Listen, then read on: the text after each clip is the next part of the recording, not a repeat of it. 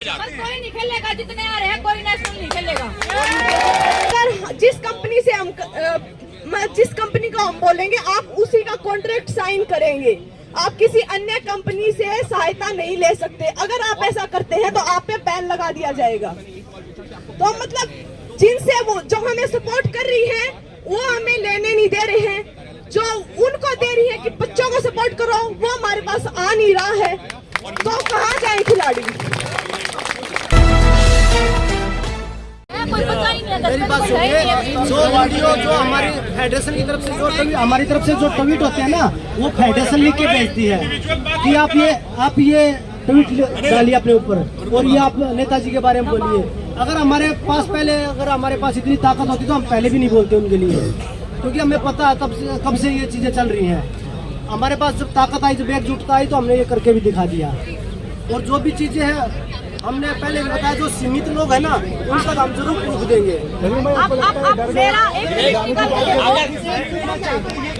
आप मेरा 2017 का ट्वीट निकाल के देखो। मैंने रेसलिंग फेडरेशन के खिलाफ में लिखा था एक ट्वीट। 2007 चैंपियनशिप के बाद में एक ट्वीट किया था रेसलिंग फेडरेशन के खिलाफ में। आप वो भी निकाल के देखिए। उसके बाद में आप ट्वीट निकाल के देखिए। पेपर में आया था, न्यूज में हर जगह आया था कि मेरे को रेसलिंग से बैन कर दिया गया है। वो सब आपके सामने है। आप लोग नेशनल्स नहीं खेलना चाह रहे हैं, कहा ये जा रहा है? कोई नहीं खेलेगा, जितने आ रहे हैं कोई नेशनल नहीं खेलेगा। हमको खिलाड़ी सारे सीधे ओलंपिक्स में जाने को तैयार हैं। हरियाणा लेकिन सिलेक्शन सपोर्ट कर रहे WFI कुश्ती से जैसे ब्रजभूषण शरण सिंह जी है, वैसी ही हरियाणा की फेडरेशन बना दी गई है। फेडरेशन बनाई गई है, वो उनके ही जैसे लोग हैं। बजरंग आपका वीडियो भी वो यूज कर रहे हैं, जो आपने शायद पहले इशू किया होगा ब्रजभूषण के सपोर्ट में। आज वो वीडियो भी यूज किया जा रहा है हरियाणा कुश्ती के द्वारा। उस पर वही चीज मैं बता रहा हूँ, जो चीजें पहले होती थी वो जबरदस्ती होती थी, अब खुल के हैं, सबके सामने है। और जो चीजें अब निकाल लेना मेरा, जो चीजें होंगी वो सबके सामने रखी है। और हमने प्रूफ भी बोल दिया, प्रूफ भी हम सीमित लोगों के सामने जरूर देंगे।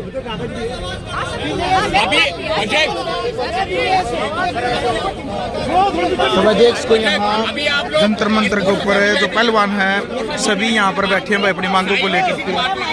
ये देख लो भाई, बबीता आई है, उनसे हमारी बात हुई है और वो सरकार से नहीं, किसी से हमारी बात नहीं है। बबीता आई है, वो हमारी बात रख रही है, वेट कर रहे हैं बस। ठीक है, क्या डिमांड है हमारी फेडरेशन बंद होनी चाहिए।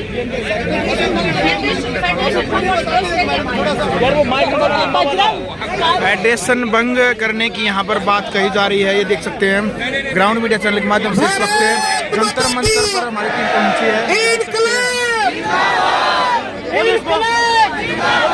अभी नहीं तो, अभी नहीं तो, अभी नहीं तो साथिया, अभी कह रहे थे कि भाई 3% पहलवान की और 97% पहलवान की बात चल रही है कल से।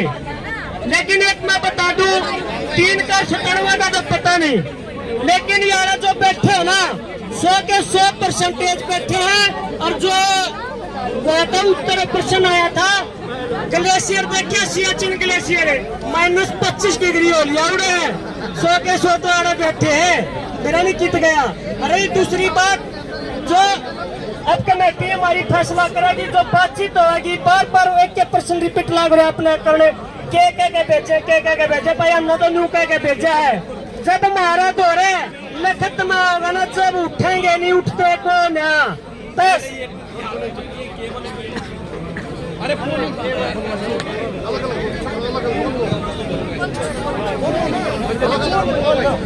भाई थोड़ा शांति बनाए रखो।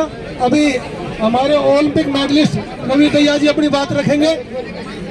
छोड़ो भाई, छोड़ो एक बार।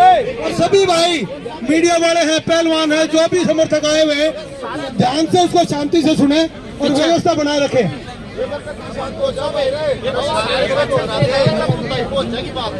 हाँ बस पहलवान जी,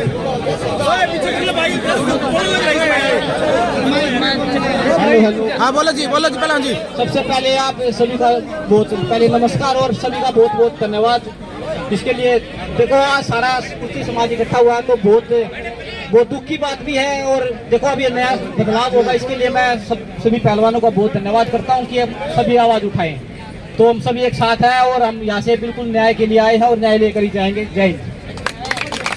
भाई रवि दैया भाई पहलवान थे, एक बार इन्होंने अपनी बात रखी है। जूनियर वर्ल्ड चैंपियन ओलंपियन दीपक पुनिया जी। अभी दीपक पुनिया भाई बोलेंगे, भाई अपनी बात रखेंगे। फेडरेशन भंग करने की यहाँ पर मांग की जा रही है।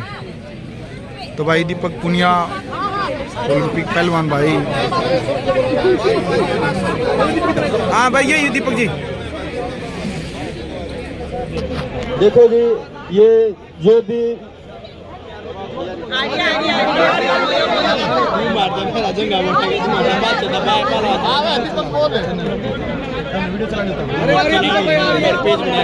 देखो जी, हम यहाँ पे सारा कुश्ती परिवार इसलिए इकट्ठे हुए हैं और ये बेकार के आरोप हम नहीं लगा रहे। कुछ इतने बड़े बड़े पहलवान इकट्ठे हुए हैं, ओलंपिक मेडलिस्ट इकट्ठे हुए हैं, तो कुछ बात है इसलिए हम यहाँ पे इकट्ठा हुए हैं। और इतने बड़े बड़े आरोप इतने बड़े पदों पे है जो उनके लिए नहीं लगते। तो मैं समर्थन करता हूँ सभी कुश्ती परिवार से कि सभी सपोर्ट करें कुश्ती को। आन लग रही है, बोल बोल भाई, आन लग रही है। सपोर्ट करें कुश्ती को और हमें न्याय दिलाइए। धन्यवाद।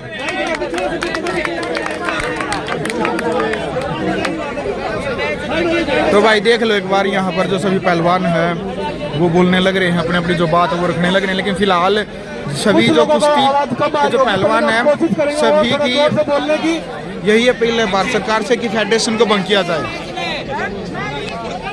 अभी हमारे बीच में अंशु मलिक जी हैं, ओलंपियन है, वर्ल्ड कप की मेडलिस्ट है।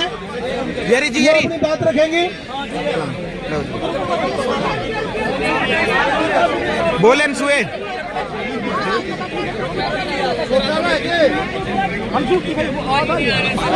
हाँ बस बस।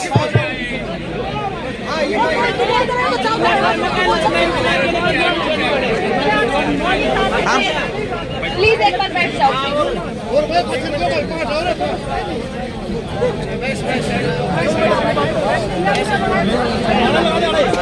तो भाई थोड़ी एक बार ना व्यवस्था को बनाते हुए और अंशु मलिक बोलेंगे अभी, जिन्होंने ओलंपिक में कुश्ती। सबसे पहले तो सभी पहलवानों को यहाँ पे पहुँचने पर बहुत बहुत धन्यवाद।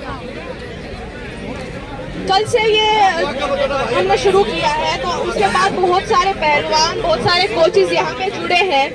तो एक दुख की बात है कि पहलवानों को मैच छोड़ के, अपनी ट्रेनिंग छोड़ के यहाँ पे आना पड़ रहा है। ना कि हम जो जूनियर पहलवान हैं, जो अंडर 15 के हैं, सब जूनियर के हैं, वो भी यहाँ पे आए हुए हैं। तो मतलब कितना कुछ हर किसी के साथ यहाँ पे जितने भी हैं, जितने भी जो आ नहीं पाए हैं, सबके साथ कुछ ना कुछ हुआ है, सबके साथ कुछ ना कुछ अन्याय हुआ है। और मेरे ऊपर में था। अभी हम अरे कौन रखा आपके ऊपर, जितना लगाओ। 2-3 साल हाँ, आपकी साइड में बोलो। हमारे साथ इतना कुछ हुआ है सीनियर में आने के बाद। तो जो सीनियर के हमारे जो पहलवान हैं, जिन्होंने आवाज उठाई है, उनके साथ पिछले 8-10 साल में कितना कुछ हुआ होगा, आप वो सोच सकते हैं। मतलब उन्होंने कितना कुछ सहा होगा। हर एक चीज का एक अंत आता है। आप कितना भी पाप करेगा, आपका पाप का घड़ा भरेगा। तो आज वो पाप का घड़ा उनका भर चुका है और उस चीज का अंत आ चुका है। तो और भी जितने भी पहलवान हैं जो नहीं पहुंच पाए हैं यहाँ पे, वो भी सपोर्ट करें। और हमें मतलब फेडरेशन ये है जो मतलब जो भी व्यक्ति हैं फेडरेशन में, हमें उनमें से एक भी व्यक्ति नहीं चाहिए। हमें पूरी फेडरेशन का खंडन चाहिए, क्योंकि सब लोग फेडरेशन में भ्रष्ट बैठे हुए हैं। सब लोग, आप देखें, हम 2018 में हम टाटा आया था और हम ग्रेड सी में या डी में थे। हमारे 3-4 लाख रुपए साल के थे। 2018 में हमारे पास कुछ भी नहीं था। मतलब आप ये देखोगे आप हरियाणा सरकार से पता करो, उस टाइम पे कैश अवार्ड का भी कुछ चल रहा था, हम मेडल दे रहे थे देश को, लेकिन उस टाइम पे कैश अवार्ड हरियाणा सरकार की किसी वजह से उस टाइम पे रोका गया था कुछ टाइम के लिए। उस टाइम पे टाटा था, टाटा के पैसे हमारे पास आ नहीं रहे थे। एक किस्त आई थी 25,000 रुपए की, उस टाइम पे हमारे पास कुछ नहीं था, तो हम कहाँ जाए, नौकरी नहीं है। आज भी कोई भी प्राइवेट कंपनी हमें सपोर्ट करने की कोशिश करती है। आज हम सीनियर हैं, हमसे भी सीनियर हैं, उनको भी सपोर्ट करने की कोशिश की है, लेकिन क्या बोला जा रहा है, अगर जिस कंपनी से हम जिस कंपनी को हम बोलेंगे आप उसी का कॉन्ट्रैक्ट साइन करेंगे, आप किसी अन्य कंपनी से सहायता नहीं ले सकते। अगर आप ऐसा करते हैं तो आप पे बैन लगा दिया जाएगा। तो मतलब जिनसे वो जो हमें सपोर्ट कर रही है वो हमें लेने नहीं दे रहे हैं, जो उनको दे रही है कि बच्चों को सपोर्ट करो, वो हमारे पास आ नहीं रहा है, तो कहाँ जाए खिलाड़ी।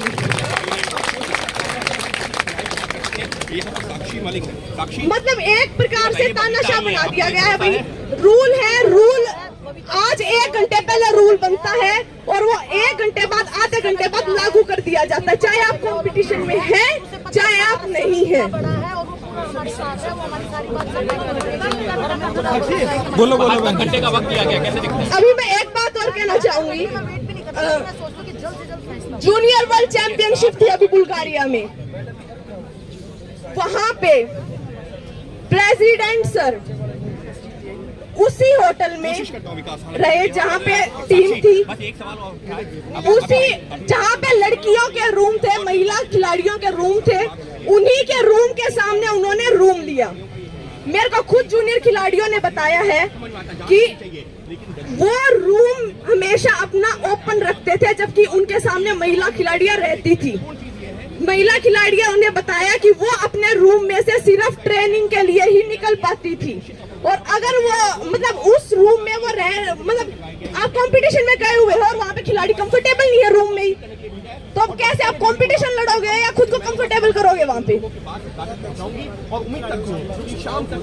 और ये रूल है कि कोई भी किसी भी फेडरेशन का प्रेसिडेंट जिस होटल में खिलाड़ी रह रहे हैं उस होटल में नहीं रुक सकता। तो मतलब लड़कियां ये बोल रही हैं कि हम कुश्ती लड़ने के बाद या ऑफ टाइम हो रहा है, हम होटल में आ रहे हैं, तो हम उस फ्लोर पे भी नहीं जा रहे हैं जहाँ पे प्रेसिडेंट सर का रूम था और जिस रूम के सामने लड़कियों के रूम थे। लड़कियां नीचे बैठी है, मतलब जूनियर खिलाड़ी, जूनियर लड़कियां वो भी कंफर्टेबल नहीं है। तो मतलब आप सोच सकते हो ये कितनी बड़ी बात है। अंशु, क्या आप ये सजेस्ट कर रहे हो कि उनको बदतमीजी का डर है कि हमारे साथ बदतमीजी हो सकती है?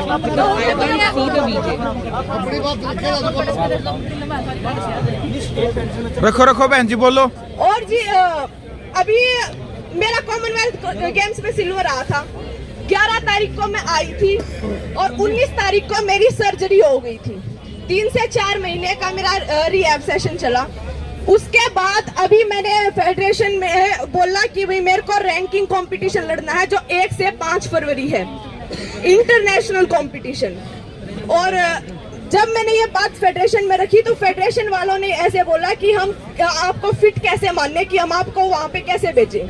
तो मैंने बोला कि फिट तो मैट बताएगा, कि हम जब लड़ेंगे तभी तो पता चलेगा हम फिट हैं या नहीं है।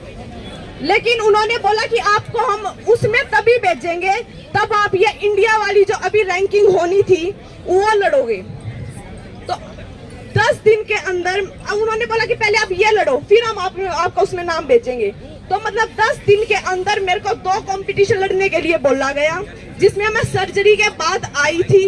मैं अपना, क्योंकि ये साल सभी खिलाड़ियों के लिए बहुत इंपॉर्टेंट है। इस साल एशियन गेम्स है, ओलंपिक क्वालिफाई है और अगले साल ओलंपिक ईयर शुरू हो जाएगा।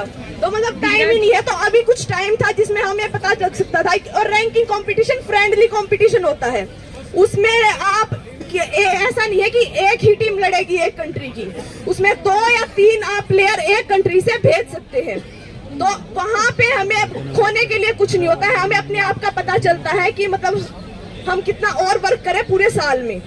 लेकिन वहां पे मेरे को बोला गया कि आपका नाम तब भेजा जाएगा तभी आप इंडिया वाली रैंकिंग लड़ोगे, वरना तो आपको ना ट्रायल देने दिया जाएगा ना आपका कैंप में नाम आएगा।